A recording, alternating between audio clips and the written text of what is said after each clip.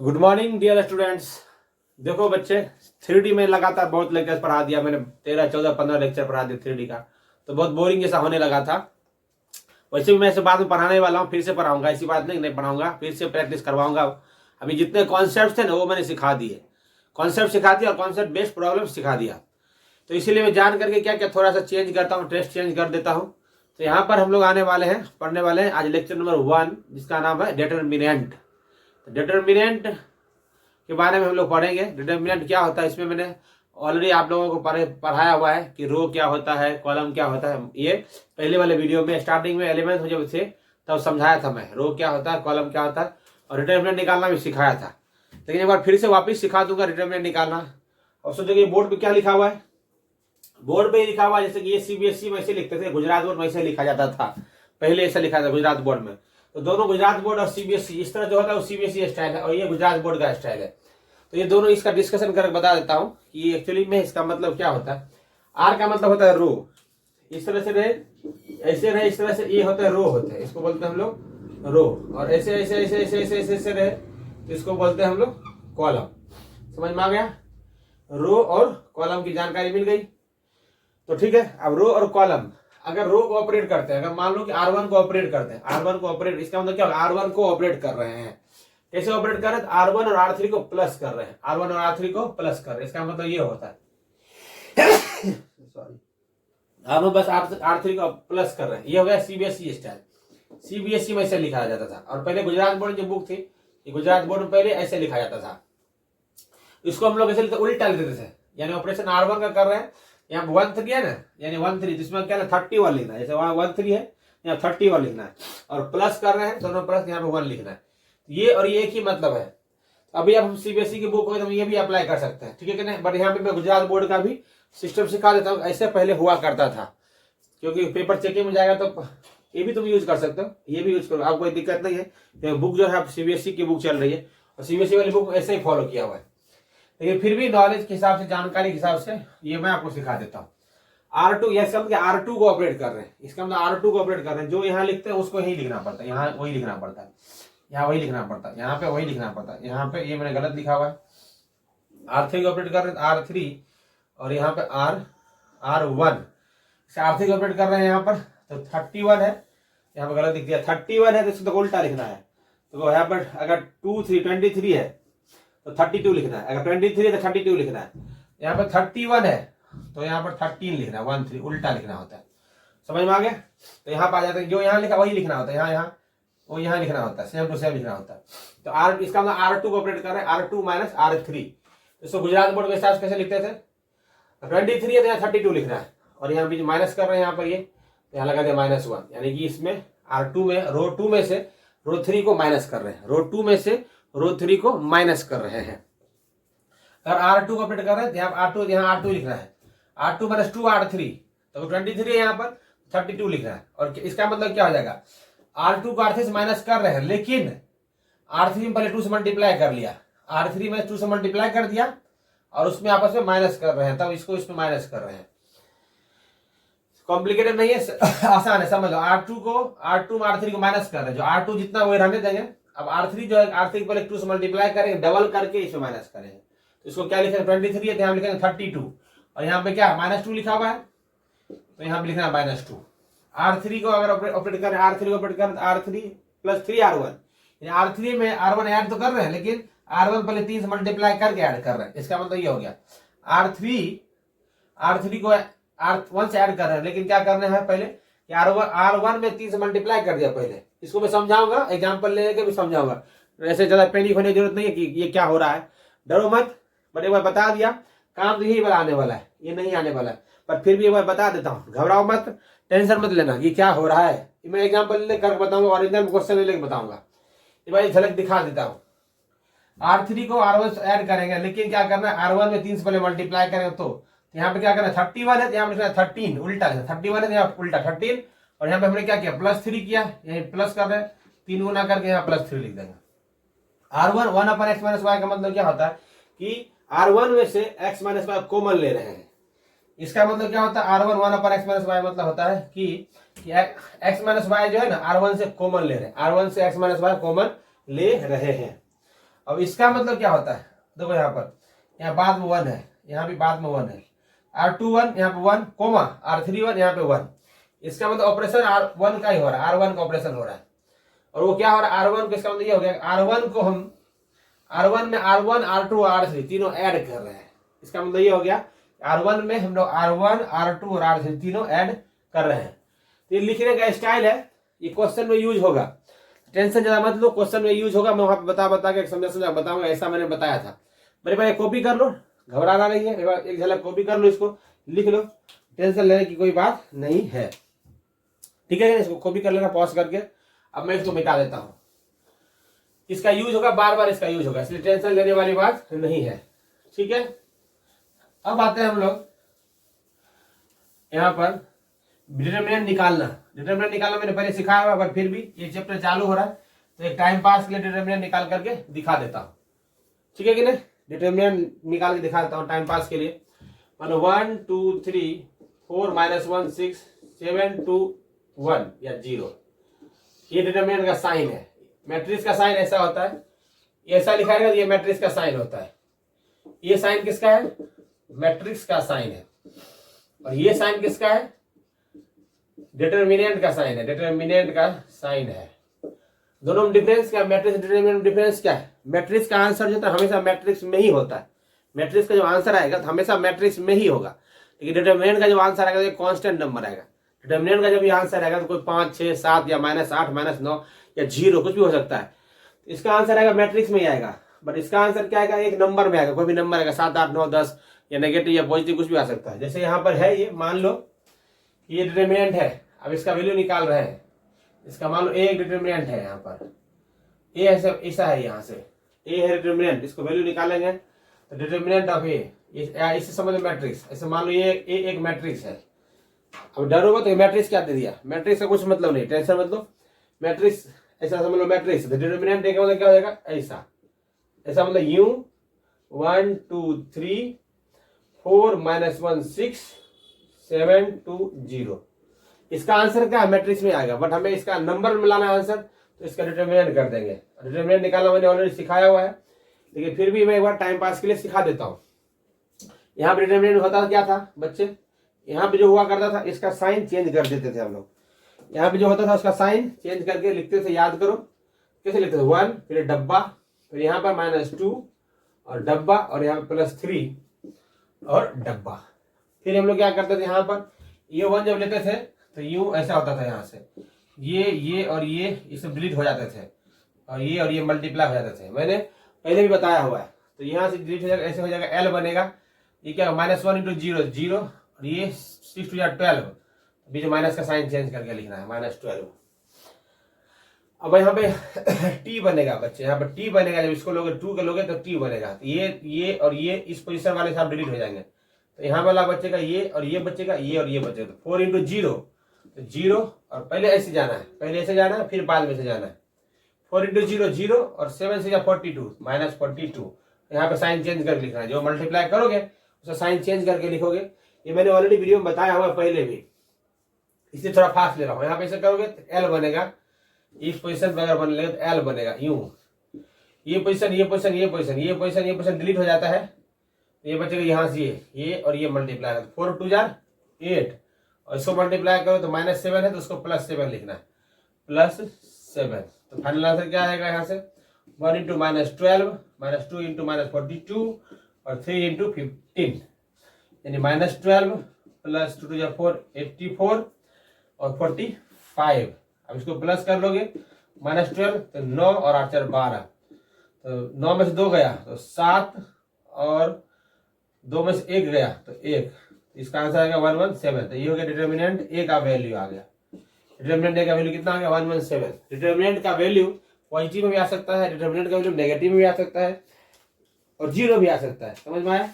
तो ये मैंने ऑलरेडी पहले भी सिखाया हुआ है, तो खाली एक बार फास्ट समझा दिया कि हमने ऐसा सिखाया था, खाली एक बार रिवाइज करा दिया, ठीक है ना। अब इसको करता हूँ रब। अब आते हैं हम लोग प्रॉपर्टीज ऑफ डिटरमिनेंट। डिटरमिनेंट के कुछ प्रॉपर्टीज होते हैं, उसकी अगर चर्चा करें तो क्या होता है, प्रॉपर्टीज क्या होता है। तो टॉपिक हमारा क्या है, properties of determinant. Properties of determinant. Determinant का क्या प्रॉपर्टी होता है? डिटर्मिनेंट, इसमें सब क्लियर होगा, इसमें सब कॉन्सेप्ट क्लियर होता चला जाएगा। अब आपका सबसे पहले क्या होता है डिटर्मिनेंट में, प्रॉपर्टी में, कि अगर इसका ट्रांसपोज कर दें तो वैल्यू पर कोई फर्क नहीं पड़ता है। Transposing of members, transposing of members of A determinant does not affect its value। अब एक वर्ड आ गया यहाँ पर, नया वर्ड आ गया आपके लिए कि ट्रांसपोजिंग क्या आ गया। ये नया वर्ड है, सब समझा दूंगा, आराम समझा दूंगा, टेंशन मत लो। ट्रांसपोजिंग का मतलब क्या होता है? रो को कॉलम बना देना, या इसका उल्टा कॉलम को रो बना देना। दोनों में से कोई एक काम करना है, या तो रो को कॉलम बना देना या कॉलम को रो बना देना, कोई एक ही काम करना, दोनों काम मत कर देना। तो मैं यहाँ पे क्या करूंगा? रो को कॉलम बनाने वाला काम, या फिर कॉलम में से रो, कोई एक काम करूंगा।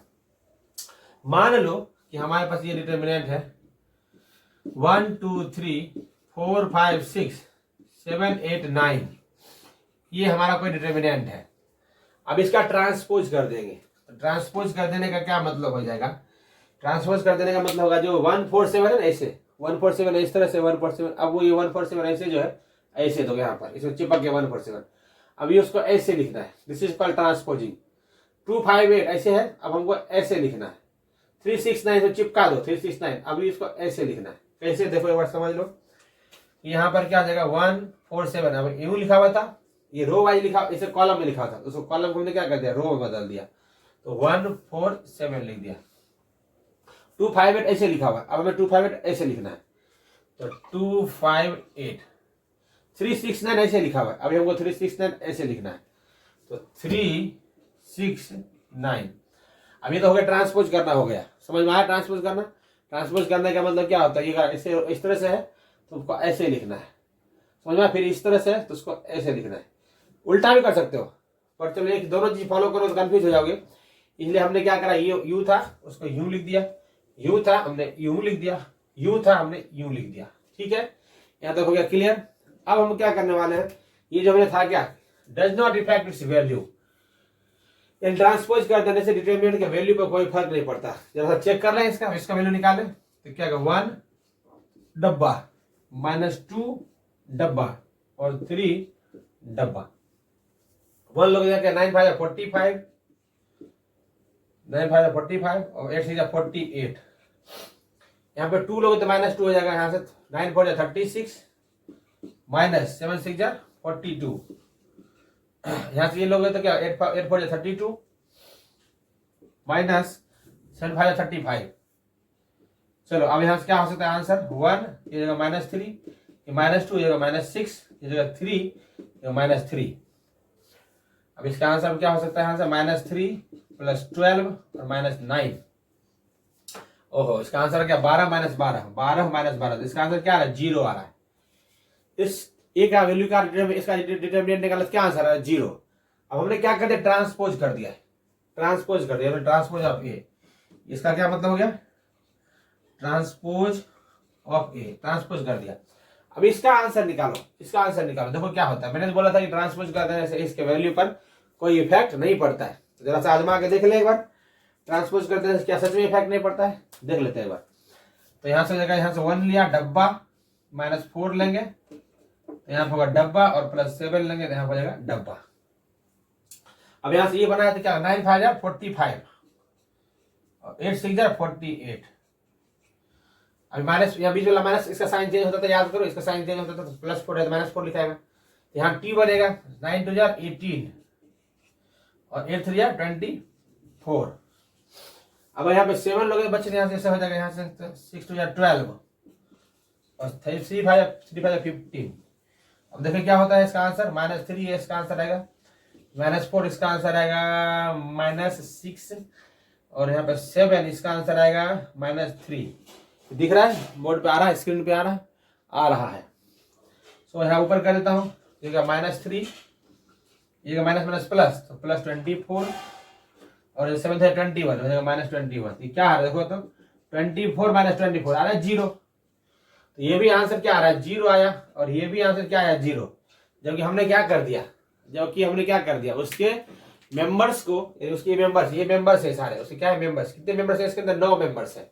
इसके मेंबर्स को हमने क्या कर दिया, मेंबर को ट्रांसपोज कर दिया, जो रो में था उसको कॉलम कर दिया, जो कॉलम में था उसको रो कर दिया, ऐसे चेंज कर दिया, फिर भी उसके डिटरमिनेंट के वैल्यू में कोई फर्क नहीं पड़ रहा है। ये प्रॉपर्टी, पहला प्रॉपर्टी था, after transposing the determinants member there is no effect of its value, इसके वैल्यू पर कोई फर्क नहीं पड़ता है। इसको करते हैं हम लोग फिनिश, इसको मिटा देता हूं बच्चे। दूसरे प्रॉपर्टी पे आते हैं हम लोग। दूसरा प्रॉपर्टी है, या तो 2 रो या 2 कॉलम, या तो 2 रो या 2 कॉलम सेम हो तो डिटरमिनेंट का वैल्यू 0 होता है, या तो 2 रो या 2 कॉलम सेम हो तो डिटरमिनेंट का वैल्यू 0 होता है। इफ 2 रोज और 2 columns are same then delta बराबर 0। डेल्टा बराबर 0 का मतलब क्या होगा, डिटरमिनेंट का वैल्यू।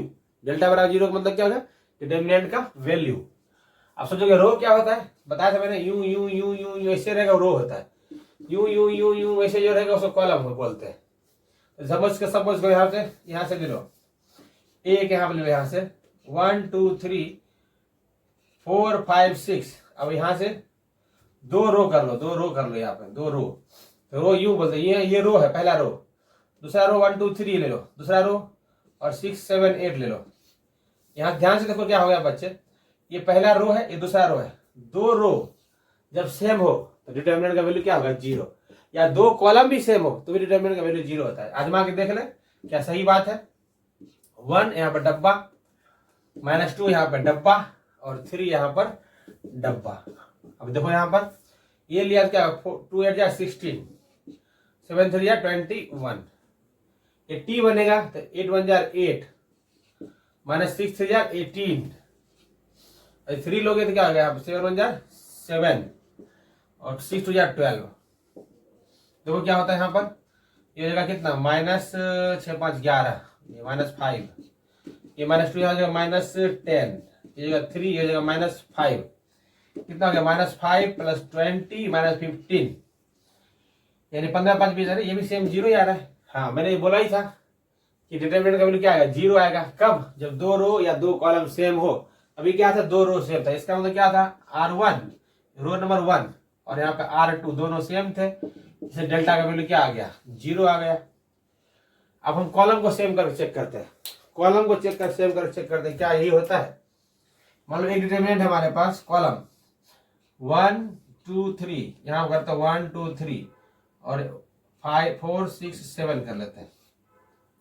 देखो यहाँ पर कॉलम लेना ना, सॉरी कॉलम क्या होता है, स्टैंडिंग ऐसे कॉलम होता है, ये कॉलम होता है 1 2 3 1 2 3 मतलब दूसरा ले लेता हूँ, 6 1 2 6 1 2 और 7 9 1 ऐसा ले लेता हूँ, सपोज करो ऐसा ले लिया। अभी देखो यहाँ पे ध्यान से देखो तो क्या ये वाला और ये वाला सेम है, इसका मतलब क्या, इसको कॉलम 1 बोलते हैं, कॉलम 1 बराबर कॉलम 3 है, इसका मतलब डेल्टा का वैल्यू 0 आना चाहिए, प्रॉपर्टी यही बोलता है।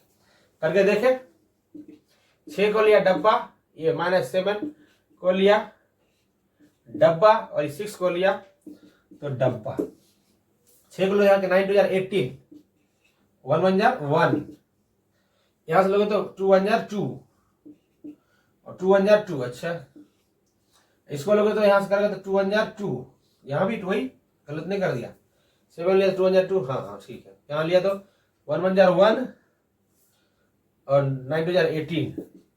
देखो तो क्या होता है, 6 × 17 -7, ये तो कट के 0 हो गया तो इसको 0 कर दो, और ये हो जाएगा -17 × 6, ये कितना 17 × 6 और 17 × 6, ये प्लस में ये माइनस, देखो 6 17 6 जा 42 6 4 10 102, ये भी 102 करके क्या आ गया, 0 आ गया। इसका ये मालूम पड़ गया कि 2 रो या 2 कॉलम अगर सेम रहे तो डिटरमिनेंट का वैल्यू 0 होता है, ठीक है कि नहीं। तो यहाँ पे आपको समझ में आ गया, दो आपको बता दिया मैंने आज, 2 समझाया कॉन्सेप्ट, 2 कॉन्सेप्ट समझाया, जो क्या था, प्रॉपर्टीज ऑफ डिटरमिनेंट का कॉन्सेप्ट था। तो चलो यहीं पर आज के वीडियो यहीं पर करेंगे समाप्त। हम मिलेंगे अगले वीडियो में, तब तक के लिए bye bye, see you, tata, thank you so much.